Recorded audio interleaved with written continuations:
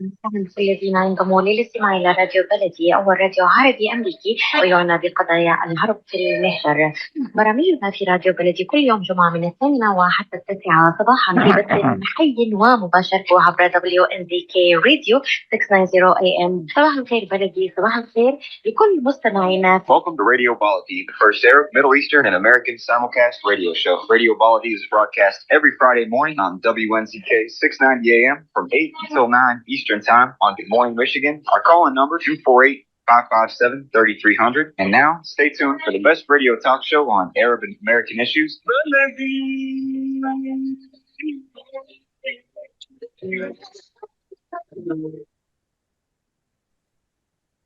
I am Atif Abdel Jawad. Join me the first Friday of each month at 8 a.m. Eastern Time.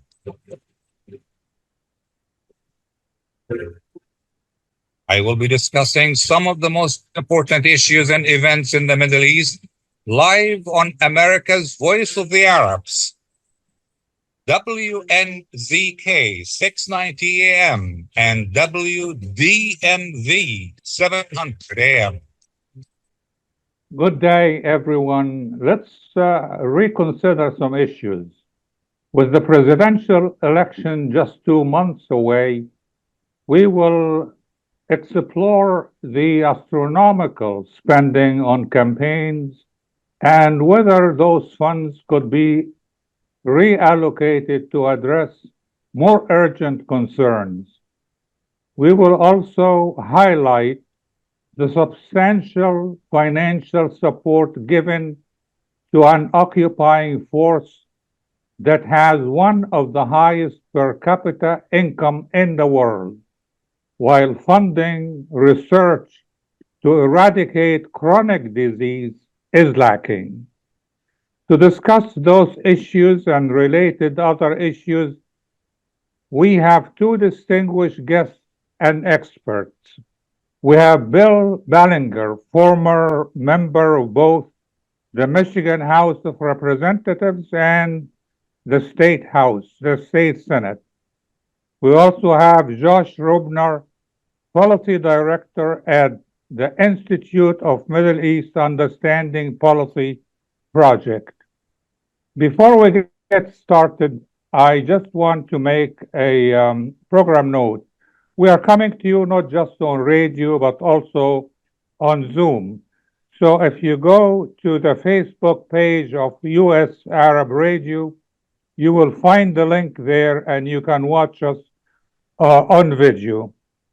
Now, my first question will go to my both guests. And let's start with Mr. Ballenger. Explain to us why we need to spend millions, zillions of dollars on presidential campaigns when some of the projects that the candidates feverishly advocate, need more funds. I understand, of course, that air flights are expensive, costly, and so forth. But let's see what your insight is. My answer is we do not have to be spending this amount of money, and we should not be. It should never have come to this. But we've had a series of court decisions by the judiciary, particularly at the federal level, the U.S. Supreme Court and otherwise. One was back in 1976, another one was in 2010. And basically, these decisions said that there cannot be a limit put on free speech. And money buys free speech. In other words, TV advertisements, radio advertisements, advertisements in any way. And that is expensive. And if there can be no limits legally put on the amount that can be spent by political candidates and campaigns, you know what's going to happen. And it has happened. The cost of campaigns have skyrocketed over the last half century particularly in the last 5 to 10 years. The amount of money being spent on political campaigns that would be better used on other causes and purposes is staggering. There is no sense to what we're doing right now, but nobody knows how to stop it. Okay, so even the legislature couldn't stop it, No. or the courts. Mr. Robner, what do you think about that? Well, thank you very much for having me on the program, Atif. I appreciate the opportunity, and I very much agree that the cost of elections are astronomical, completely out of control in this country. Most other functioning democracies place caps on the amount of money that can be spent on campaigns, on the amount of time campaigns can be conducted. We have a system that's very much an aberration throughout the world. And there seems to be no end to the increase in the astronomical expenses of campaigns just since she took over the presidential nomination for the Democratic Party. Vice President Kamala Harris has raised something like $800 million already, I believe. And, you know, as was discussed, this 2010 U.S. Supreme Court decision of Citizens United really opened the floodgates to unlimited spending in campaigns. And the particularly insidious part of this Supreme Court decision, I think, relates to the allowance for what are called super PACs. And these are political action committees that can spend an unlimited amount of money in support of or in opposition to any candidate at the federal level. And what's really insidious about it is that these super PACs by law are not allowed to coordinate and collaborate with the candidate that they're supporting. So sometimes you have a situation whereby a candidate doesn't even want this outside spending coming in these unlimited ways and having messaging that's off-branding to their campaign, but there's nothing that they can do about it because of this Supreme Court decision. And just to give you a couple of examples of how the insidious nature of these super PACs is playing out in our congressional electoral system this year, we had the super PAC of AIPAC, the American Israel Public Affairs Committee, make the two most expensive congressional campaigns in the history of the United States in order to unseat two Democratic progressive incumbents in their primaries, Representative Jamal Bowman in New York, Representative Cori Bush in Missouri. AIPAC spent unheard of sums to support their opponents in these primaries successfully. And the most insidious thing about it is that all of AIPAC's millions and millions of dollars in outside spending in these races didn't even mention Israel in their ads, because Israel is such an unpopular topic, an unpopular subject for Democratic voters who overwhelmingly support Palestinian rights, who overwhelmingly support permanent ceasefire. AIPAC knows that they can't even attack these members of Congress on their support for Palestinian rights, you know, so they mudsling in other directions that are completely unrelated to Israel. So understand the insidious nature of this. This is outside money that's often raised from Republican circles, by the way, interfering in Democratic primaries for the purpose of unseating members of Congress because of their record on Palestinian rights, and their ads mentioning nothing at all about the subject. That's how broken the system is today. Okay, so the two of you have basically agreed. We have identified the problem. We have identified some symptoms. So the question for both of you, again, and we'll start with Mr. Ballenger, how can you deal with, let's say, the huge deficit that we have? And I need here to have some out-of-the-box ideas. Mr. Ballenger first, followed by Mr. Rubner. Are you talking about the federal deficit? Is that what you're talking about? Yes. Yeah. Well, obviously, we haven't dealt with it. The Congress has not dealt with it. Successive presidents, whether they're Republicans or Democrats, over the last several decades have not dealt with it. It continues to escalate. It is totally out of control. And I don't know what the answer is at this point, other than some kind of recognition by a new Congress and a new president that deficit spending has got to be brought under control, because the interest we're paying on the national debt today is staggering every year, independent of the actual deficit itself. It has a huge impact on the budget year in and year out, simply because we're paying so much in interest. I mean, it's up to $35 trillion now. I mean, I remember Barack Obama in 2012 promising that by the end of the year, the budget was going to be balanced for that year alone, for that year. Didn't say anything about all the debt that had accumulated to that point, which was massive. It was like 15 trillion. Well, now it's 35 trillion, just 12 years later. Obviously, what the president at that time promised to deliver did not happen. The last time we even had a balanced budget in this country was back when Bill Clinton was president. You had a Republican Congress in 1999, 2000. That was the last time. Every single year after that, there has been more accumulated spending in excess of what the financial resources of the government are. And now it's up to 35 trillion.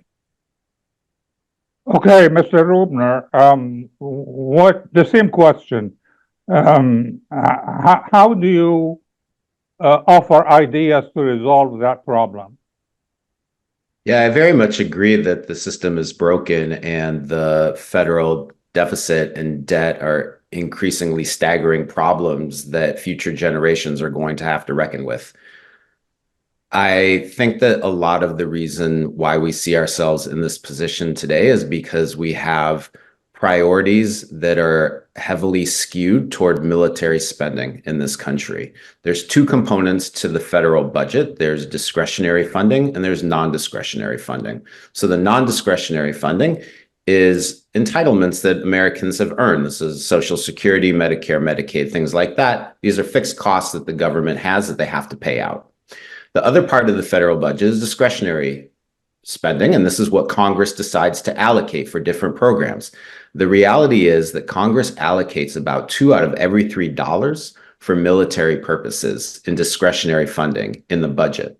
So think about that. We spend more money on the military and fighting wars and maintaining overseas military bases and paying the interest on debt from past military spending than on all other social spending programs combined. That means more money is spent on the military than education, housing, the environment, all other social services that we have. So we have enough money in this country. It's just that our spending priorities are skewed very heavily in favor of a very militarized and militaristic country. So we have to have a reorientation of our priorities to ensure that the taxes that are collected and appropriated by Congress are going to fund the needs of people in this country rather than perpetuating this huge military monstrosity that we have. I mean, President Eisenhower would be rolling over his grave. He warned about the military-industrial complex back in the 1950s and the 1960s, and it's exponentially more of a problem today. And let me say one more thing. The rich and wealthy corporations are not paying their fair share. And that's another major reason why there's not enough money to be allocated towards fulfilling the needs of human beings in this country. Okay, now we're going to take a quick commercial break. And when we come back, and Mr. Rubner, you have touched on that issue, I will ask both my two distinguished guests, does it make sense for the U.S. to fund Israel while Israel has one of the highest per capita income? We will discuss that after the break.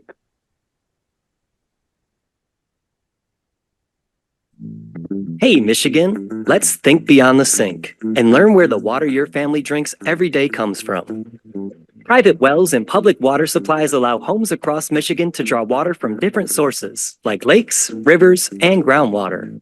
Tap into the facts about your home's water source and learn about your home's water quality to protect your family's health.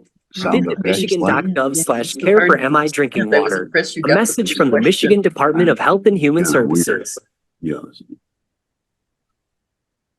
With more than 30,000 successful in vitro fertilizations, IVF Michigan is now ranked as one of America's best fertility clinics, according to Newsweek magazine. IVF Michigan fertility centers are the recognized leaders in high-quality fertility care. With locations in Bloomfield Hills and 9 other cities in Michigan and Ohio, IVF has experts in all aspects of the field. A founding member, American board-certified Dr. Nicholas Shama, is one of the leading reproductive endocrinologists in Michigan and Ohio. He has performed over 20,000 successful IVF cases, and it's helped thousands of couples fulfill their dreams of parenthood. When it's time to get personalized care from Dr. Nicholas Shama at one of America's best fertility clinics, call IVF Michigan Fertility Centers in Michigan and Ohio toll-free at 855-952-9600. 855-952-9600. Get ready for an amazing experience at Ishtar Restaurant on 15 Mile Road in Sterling Heights. Enjoy excellent hospitality from owners Ali Al-Baghdadi and Fatty Bonham, serving the best in Mediterranean food. Try Chef Ali Al-Baghdadi's famous shawarma, the best Iraqi grills and food, and the best Arabic and international dishes. Dine in our authentic atmosphere or take out. Call 586-698-2585 or check us out on Facebook. Ishtar Restaurant practices all CDC guidelines and is open every day, 11 a.m. to 10 p.m. Have an amazing experience today at Ishtar Restaurant, 3625 15 Mile Road, Sterling Heights. I am Atif Abdel Jawad. Join me the first Friday of each month at 8 a.m. Eastern Time.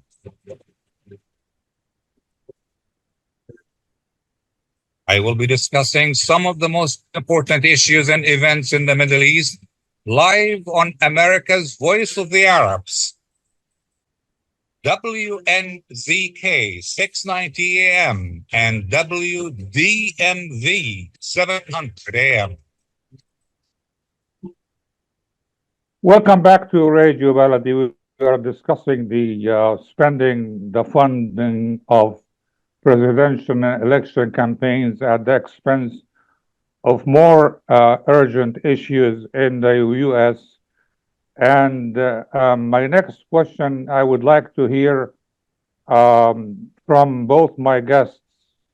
And let's start this time with Mr. Rubner. You mentioned that earlier, but I want to understand, does it make sense for the U.S. to fund Israel while that country has one of the highest per capita income? Yeah, that's an important question, Atif. And I think for me personally, the level of Israel's economic development is really a secondary issue in this question. What's more important, I think, are the legal and moral questions at play. So yes, it's true that Israel has a very high per capita GDP that's greater than the GDP per capita of countries like Spain and Portugal, for example. So clearly Israel has the economic resources to be purchasing on its own the weaponry it wants from the United States, but that's really not my main concern. The reality is that we give Israel at the minimum $3.8 billion in taxpayer-funded weapons every year. And in fact, over the past year, Congress has actually appropriated nearly $18 billion in weapons through supplemental appropriations to Israel as well. But let's talk about the legal and the moral dimensions of this weaponry as well. For the past 11 months, Israel has been inflicting what can only be described as genocidal levels of violence against Palestinians in the Gaza Strip and increasingly in the West Bank as well. This genocidal violence and all of the atrocities that we've seen over the past year are committed with U.S. weapons. So, for example, when we see internally displaced Palestinians in the Gaza Strip massacred in supposed safe zones, in tents where they have been told to flee to by the Israeli military, oftentimes These innocent civilians are struck down by one-ton bombs that are fitted with what are called JDAMs, Joint Direct Attack Munitions. These turn so-called dumb bombs into so-called smart bombs that are GPS guided.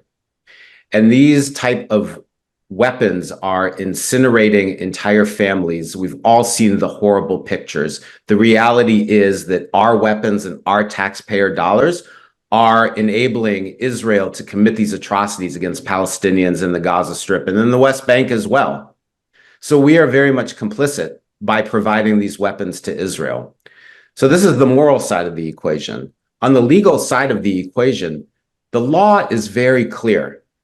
Any foreign country that commits a pattern of systematic gross violations of human rights, any country that restricts the delivery of humanitarian aid, as Israel is doing to the Palestinian people in the Gaza Strip, any country that uses weapons provided by the US for anything other than internal security or legitimate self-defense, according to the Arms Export Control Act, is not allowed to receive any single weapon from the United States. So in other words, when Congress appropriates money and the president delivers these weapons to Israel, President Biden is doing so in violation of US law and in violation of his administration's own policies when it comes to weapons transfers.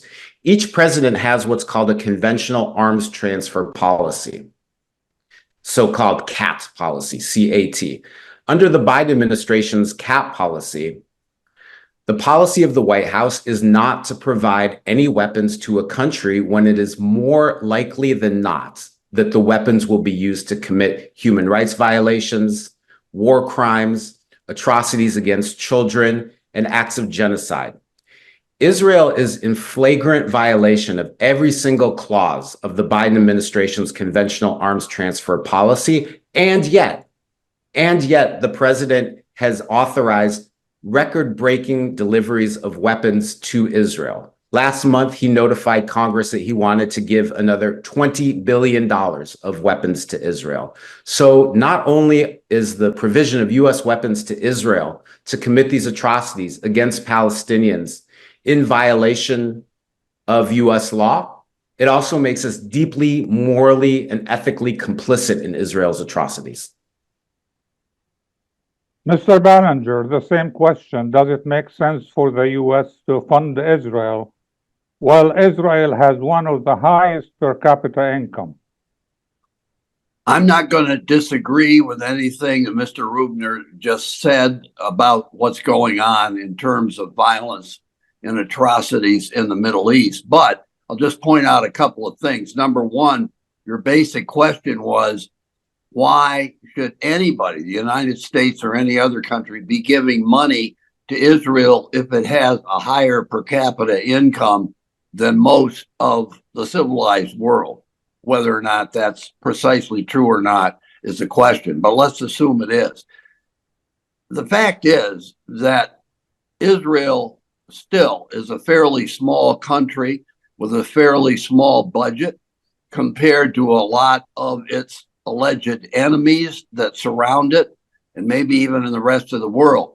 And Israel could not afford, really, without absolutely decimating all sorts of other spending, like entitlements, like we've discussed in the last few minutes, getting rid of all those and putting everything into defense. Everything would be spent by Israel in that ideal situation militarily on defense and on trying to eradicate Hamas.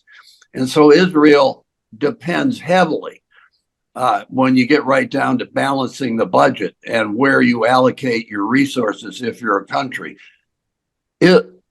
Israel depends heavily on the United States, which has been its strongest ally and benefactor, rightly or wrongly, over the last 50 or 60 years. The other issue I would point out is that you could talk about the atrocities and everything on the West Bank, which are true. There's no question. And what's going on is, you could argue, genocidal.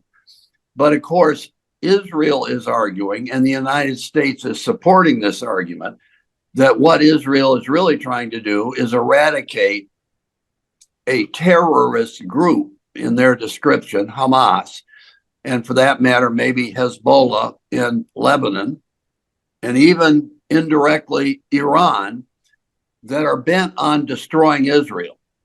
And so everything Israel is doing is in defense of its own borders and its own people and its own country.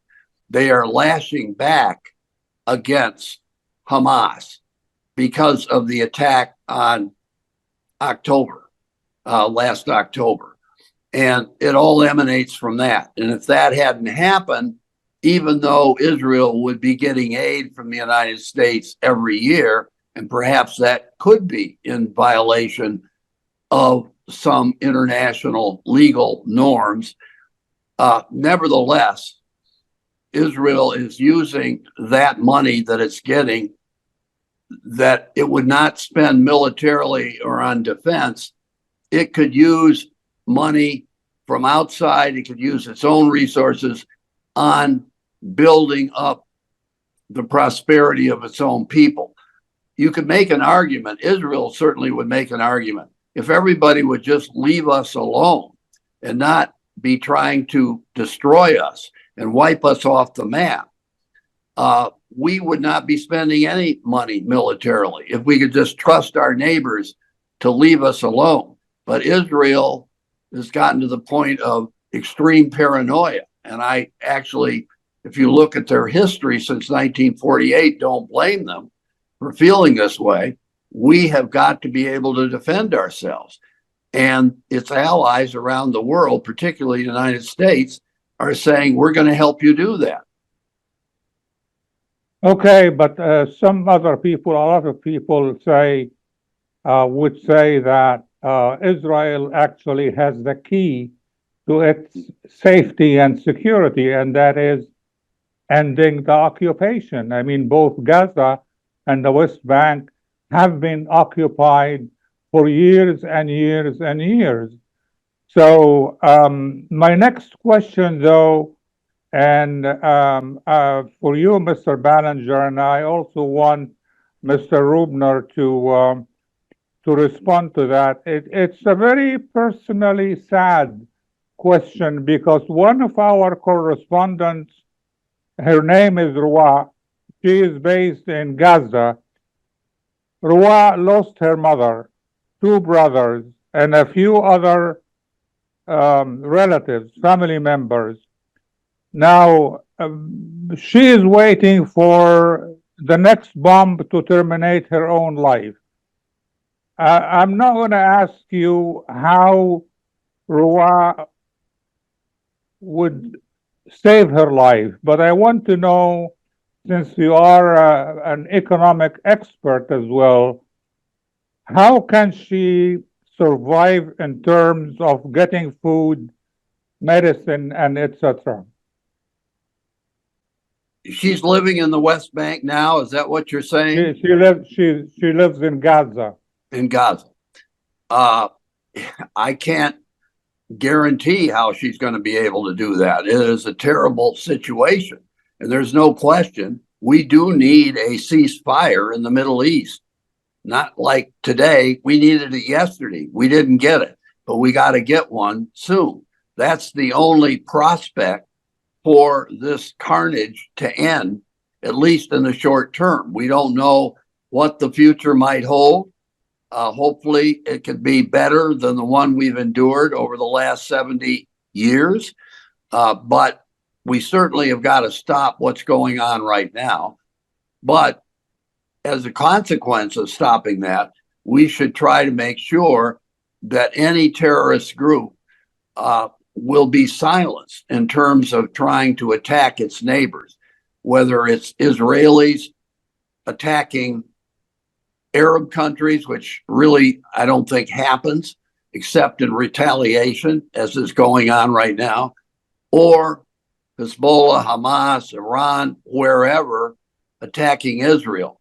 That's got to stop. If that can stop, then there's a chance for your woman to get the kind of resources she needs to be able to continue life in a normal way. Mr. Robner, I would like to get your response to the same question, but let me first go for a brief commercial break. When we come back, I will ask you to respond.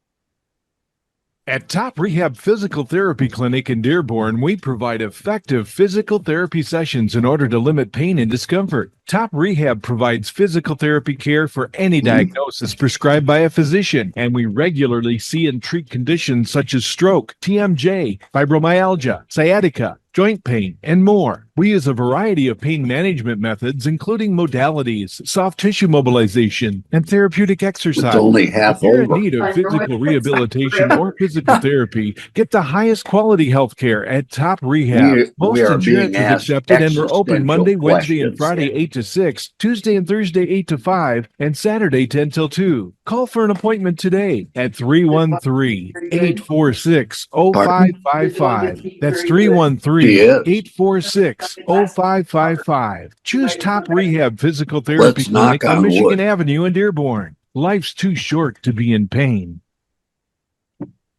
The U.S. Arab Radio Network is the largest Arab and Muslim radio network in America, broadcasting throughout the Midwest region Monday through Friday on WNZK AM 690. U.S. Arab Radio features Arabic and English language programming on every topic, from health, food, and culture to government, politics, and legal issues. Listen live to U.S. Arab Radio in Michigan, Toledo, Ohio, and Windsor, Canada on WNZK AM 690. And in Washington, D.C., Maryland, and Virginia on WDMV 700 AM. You can also follow us on Facebook, Instagram, X, and TikTok.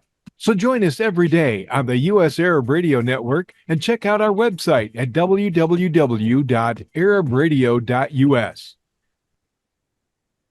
Life for Relief and Development has now been rated as one of the best charities for humanitarian aid. Life's humanitarian projects span the globe, and Life is celebrating its 30th anniversary of providing essential life-saving aid to people and communities in 36 countries, regardless of race, color, religion, or cultural background. Where there is life, there is hope. And when disaster occurs here or around the world, including being one of the first responders to the Turkey-Syria earthquake crisis, Life for Relief and Development rushes in to provide food, medical aid, and shelter to those in need. We are looking to help the earthquake victims, and we take 0% overhead on emergency donations. So please help improve these efforts. Learn more about our involvement to help the helpless and bring hope where it's needed most, and make your tax-deductible donation to Life for Relief and Development now at lifeusa.org or call 248-424-7493. That's 248-424-7493.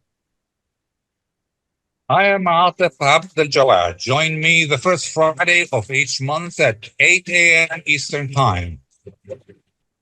I will be discussing some of the most important issues and events in the Middle East live on America's Voice of the Arabs, WNZK 690 AM and WDMV 700 AM. Welcome back to Radio Baladi. We are discussing the situation in Gaza and why the presidential candidates are focused on spending zillions of dollars on campaigning while we still need a lot of money to eradicate cancer and, at least to begin with, ending the conflict in Gaza. Mr. Robner, what can we do to help Ruwa Abu Muammar survive? And I'm not talking about surviving Israeli bombing, but I'm talking about getting food and medicine for her. I'm very sorry to hear about the plight of Ruwa, your correspondent in Gaza, and her plight is not unlike the plight facing all 2.2 million Palestinians trapped in the Gaza Strip. The reality is that there is no safety. There is no safe place to go for any Palestinian within the Gaza Strip. Look, Israel has destroyed an estimated 70% of all of the housing in Gaza, leading to the creation of a new word called domicide that needs to be articulated in international law. An estimated 90% of all Palestinians within the Gaza Strip have been internally displaced. Doctors who have been to Gaza, who we've taken to Capitol Hill to talk to members of Congress who have attempted to provide humanitarian and medical relief to Palestinians under these unbearable conditions, have all said, we've been to several different war zones. This is not war. This is something much worse. This is a genocide in action. And, you know, Palestinians have been moved around throughout the Gaza Strip according to the whims and the will of the Israeli military, being forced to relocate time and time again to so-called designated safe zones. And then we see time and again that the Israeli military then attacks these so-called humanitarian safe zones. So there is no safety and no safe place for Palestinians to go within the Gaza Strip. There are very little homes left. Schools, hospitals, universities have all been attacked and destroyed. And so really the only way that we can hope to get safety for Rua and for every Palestinian in the Gaza Strip is, first of all, to get a permanent ceasefire, which is what the vast majority of Americans want to see. But achieving a ceasefire is not enough. And I think it's important to note that history did not begin on October 7th. It's important to contextualize the Israeli-Palestinian impasse in its proper historical dimension. Israel is a settler colonial state. And every single settler colonial state that's been established in the history of this world has attempted to erase the existence of the indigenous people from that land. We have a vivid example of how that process played out right here in the United States. We don't need to go looking for examples very far away at all to understand the phenomenon. But we're seeing in real time this settler colonial erasure of the indigenous people play out. And it's important, I think, to note the historical continuity of Israel's attempts to erase the presence of the Palestinian people from their homeland since 1948, when Israel was established. I'm sure as many of your listeners know, 1948 is what Palestinians refer to as the Nakba, or catastrophe. And during 1948, Israel engaged in a very conscious, very deliberate, premeditated plan to ethnically cleanse Palestine, to establish a Jewish state. About 80% of Palestinians who lived in what became the state of Israel were driven from their homes, turned into refugees. Their villages were demolished, their homes were destroyed, and they were not allowed to exercise their internationally guaranteed right to return to their homes and their lands, as promised to them by the United Nations. This is the only reason why Israel exists today as a majority Jewish state, because of the ethnic cleansing that took place in Palestine in 1948. And let's not forget that 3/4 of the population of Palestinians in the Gaza Strip are refugees and the descendants of the original refugees from 1948 who have been denied their right to return to their homes for 75 years. This is the root cause of the issue. And if we don't address the root cause, then the Israeli-Palestinian impasse will continue unabated. So what do we mean by talking about the root causes and addressing the root causes? Not only does there need to be a permanent ceasefire in place that guarantees safety for every single human being living between the Jordan River and the Mediterranean Sea, but Palestinian refugees need to be able to finally exercise their right to return home, to live in peace and safety with Israeli Jews who live there now. This is the only way that this can be resolved. And to believe that Palestinian refugees could continue to be concentrated in refugee camps in the Gaza Strip, which, by the way, need to be rebuilt from scratch as a result of Israel's devastation of the Gaza Strip, and in the West Bank, it's just a fallacy. It just perpetuates the root causes of the issue and ensures that there won't be safety and dignity and freedom and self-determination and all of the things that Vice President Kamala Harris says she believes in. We're not going to see any of those things until Palestinian refugees are allowed to go home. Mr. Ballenger, is the economic solution that the U.S. is pursuing in the Middle East a viable solution to the Israeli-Palestinian conflict? In other words, just make the Palestinians on the West Bank and Gaza economically happy, and that will take care of the problem. Well, first, let me just address something that Mr. Rubner just said. I don't disagree with him at all. History is very important when it comes to this region.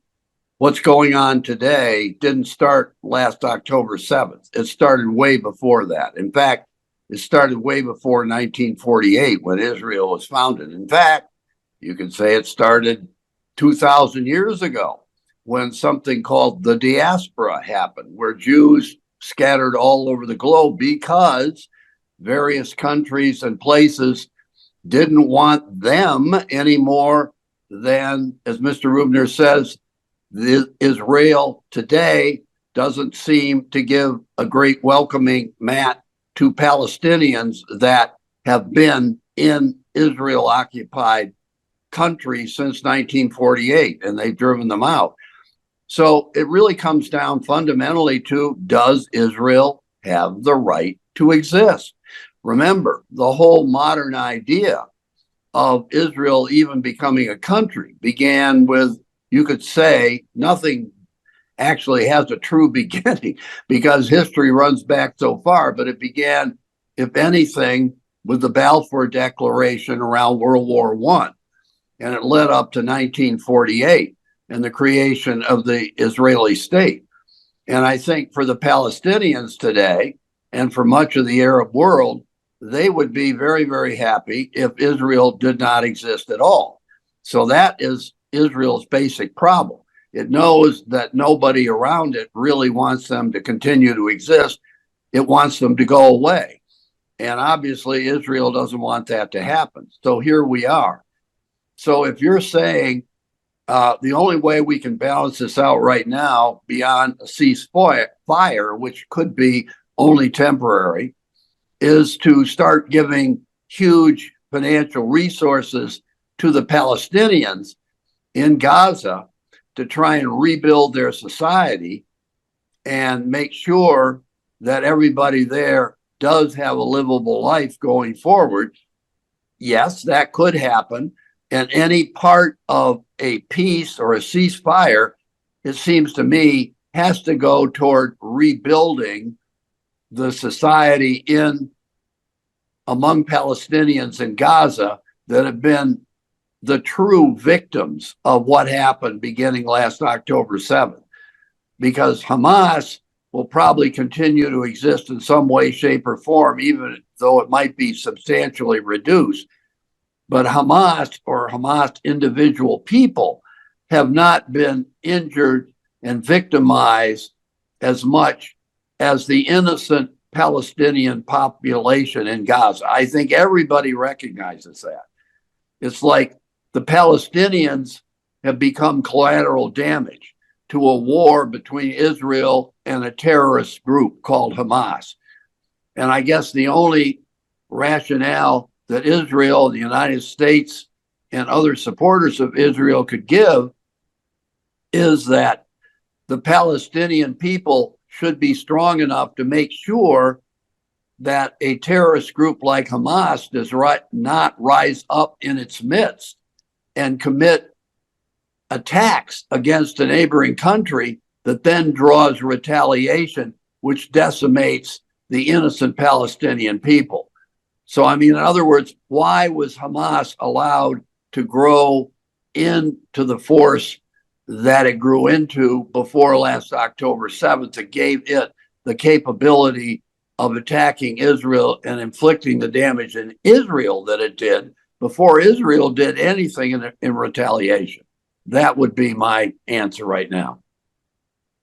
Okay, before I go to another break, I want to give Mr. Rubner a chance to respond if you wish to, given the fact that Israel under Itzhak Rabin did help establish Hamas as a counterweight to Arafat's Fatah, PLO.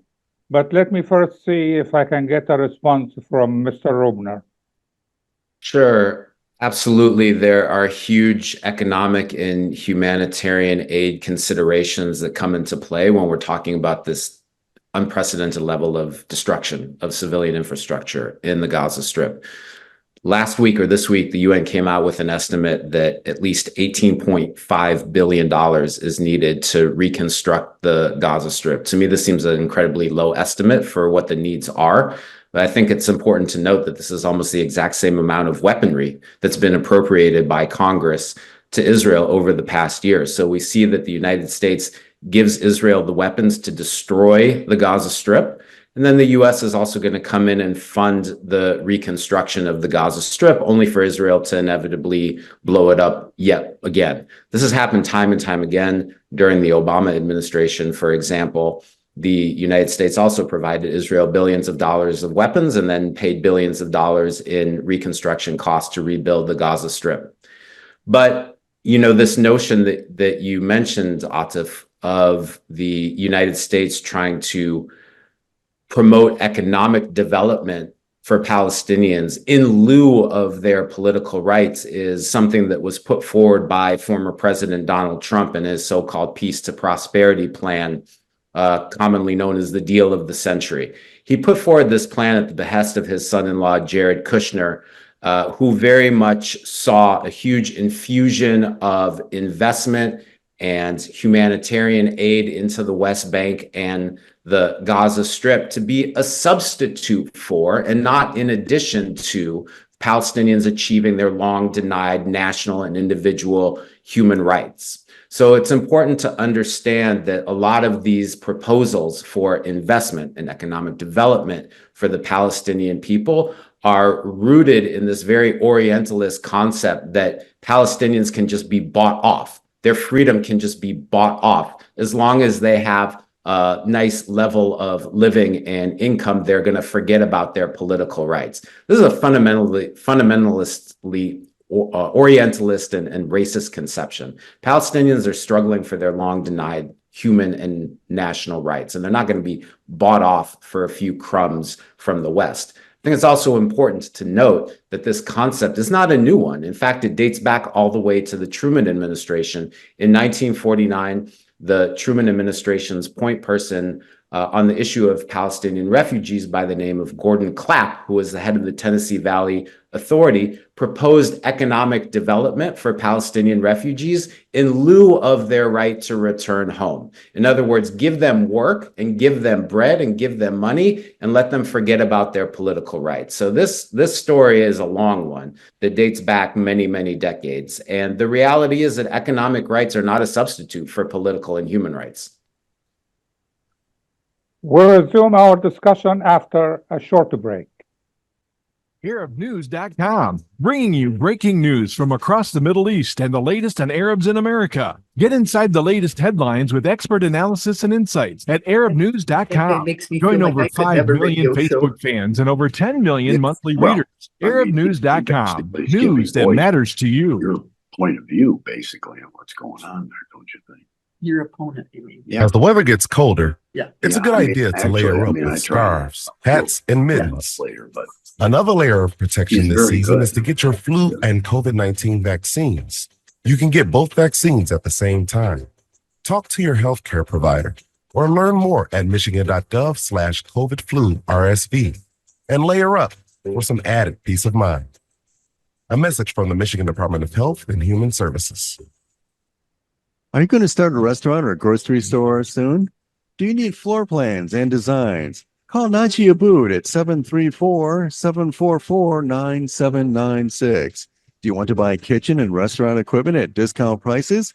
Call Najee Abood now, 734-744-9796. New Concept Products and Design, the trademark of kitchen equipment. 5% discount on all purchases of $75,000 or more. New Concept Products and Design, new location, 31185 Schoolcraft in Livonia. Learn more at www.newconceptproducts.com. Call Najee Abood, 734-744-9796. I am Atif Abdel-Jawad. Join me the first Friday of each month at 8 a.m. Eastern Time. I will be discussing some of the most important issues and events in the Middle East live on America's Voice of the Arabs. WNZK 690 AM and WDMV 700 AM. Welcome back to Radio Baladi. We are discussing the situation in Gaza and how it relates to presidential campaigning in the US. And my question goes to Mr. Ballenger. Israel is withholding tax money collected on behalf of the Palestinian Authority. Is that a wise step? Well, Israel would argue it's essential to its defense and its self-preservation, but it's a real question whether that's true or not. I'd be interested in what Mr. Rubner has to say to that.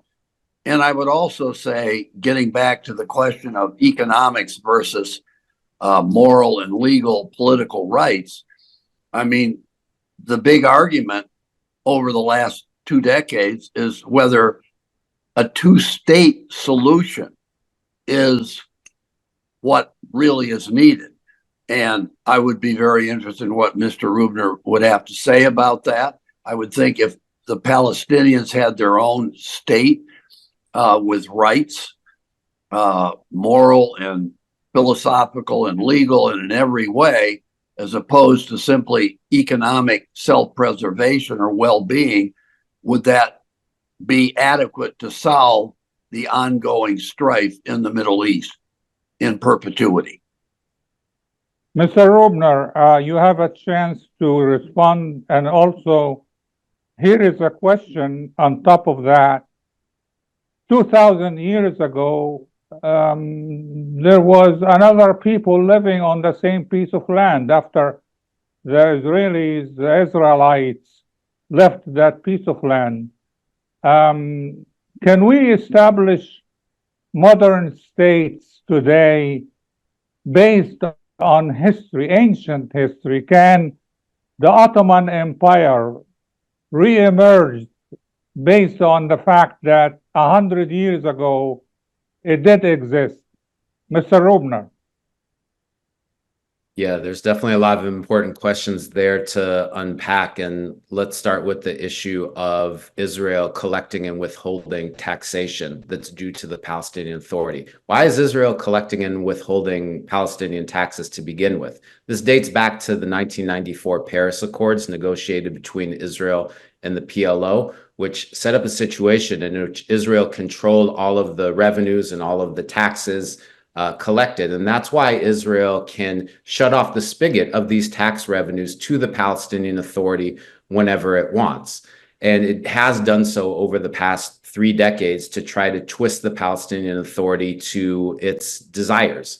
So this just goes to show the neo-colonial dependency that's been created between Israel and the Palestinian Authority, and how the so-called Palestinian Authority actually has no really authority at all.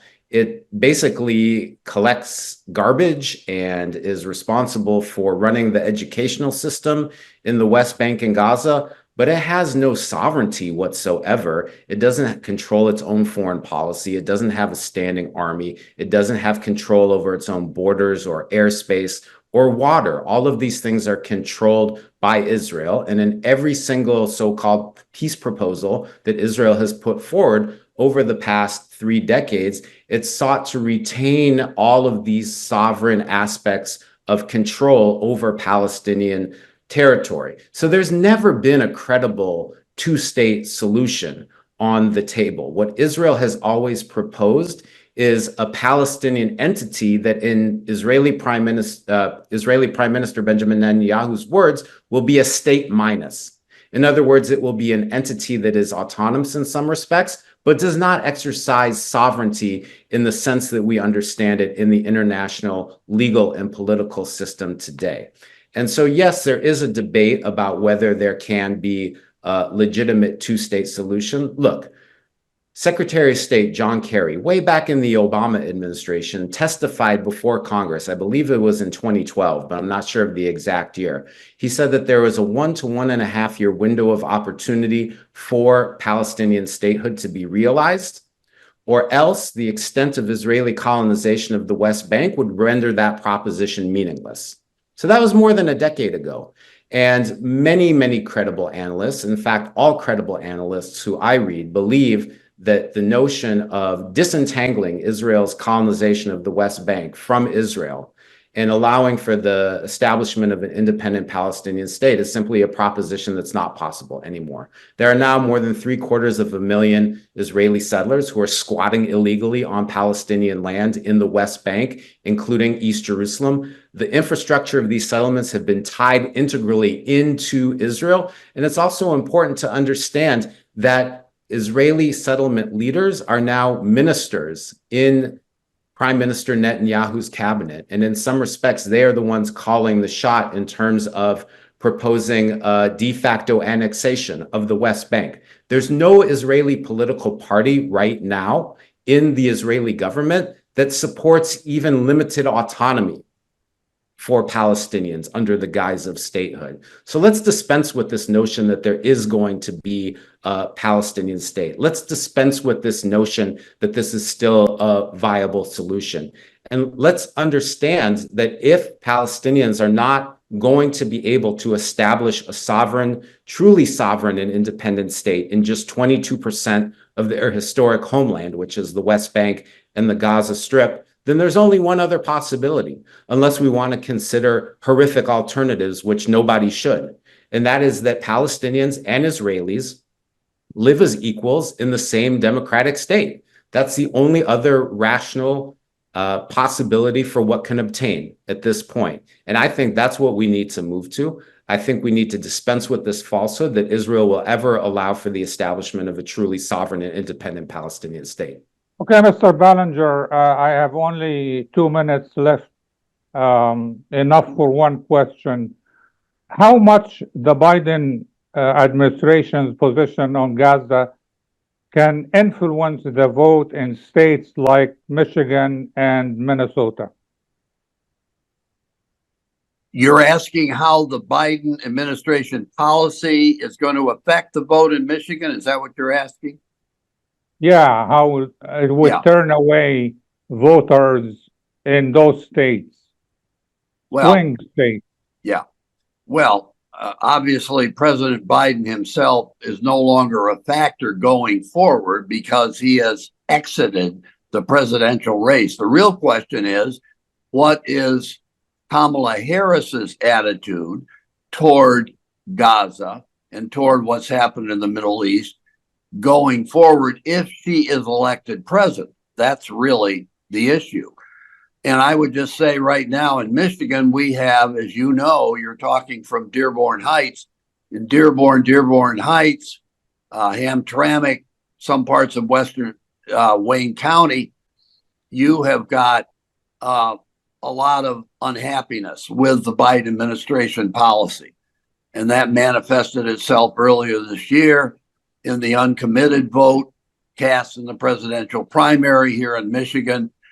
And the real question is, are these people very unhappy with the Biden administration policy going to creep back into the warm embrace of Kamala Harris?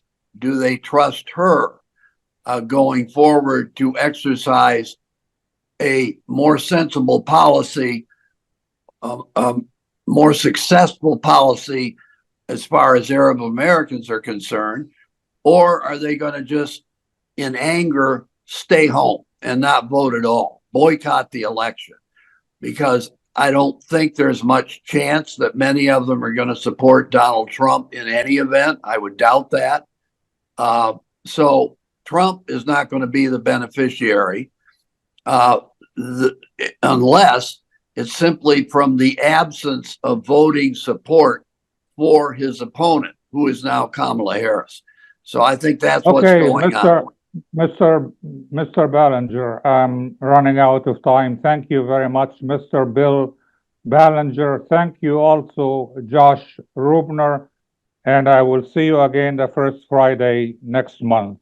Have a good weekend.